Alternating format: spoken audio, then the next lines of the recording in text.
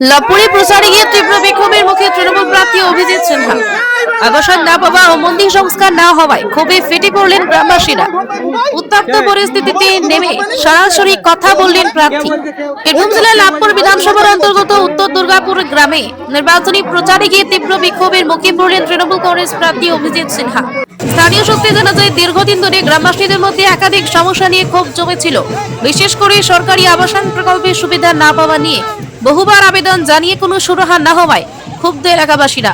অনেকের অভিযোগ, তারা প্রকৃত উপভোক্তা হওয়ার সত্ত্বেও এখনো পর্যন্ত বাড়ি পাননি।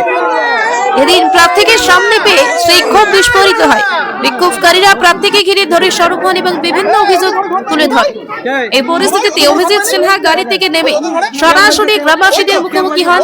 তিনি ধৈর্য ধরে তাদের অভিযোগ শোনেন এবং সমস্যাগুলি দ্রুত সমাধানের আশ্বাস দেন। নির্বাচনের আগে এই ধরনের বিক্ষোভ রাজনৈতিক মহলেও যথেষ্ট তাৎপর্যপূর্ণ বলে মনে করা হচ্ছে।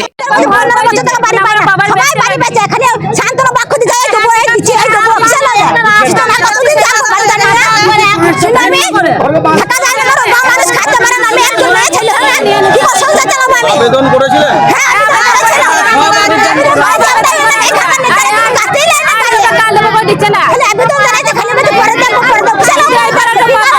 সেই জন্য কি বিধায়ককে আটকালেন?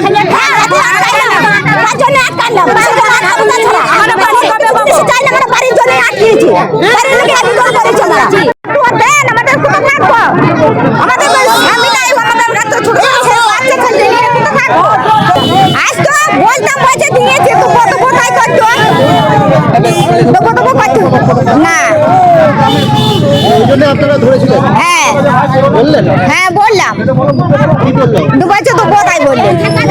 কোনো আটকানো নয়, ওদের আমার প্রতি বিশ্বাস আছে। এখানে একটা ধর্মরাজ মন্দির ভেঙে ভেঙে পড়ছে।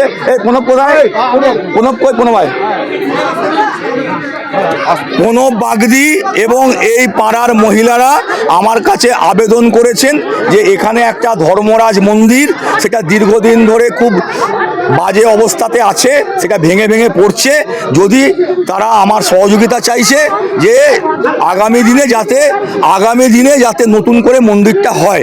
আমি বললাম এখন নির্বাচনের সময়, এখন এই কথাটা আমি দিতে পারবো না। নির্বাচনের পর আপনারা আমার কাছে আসবেন, আমি নিশ্চয়ই ভোটে জেতার পর এই ব্যাপারে যথাযুক্ত যা ব্যবস্থা করা করবো। আপনি পনেরোর সঙ্গে কথা বলুন।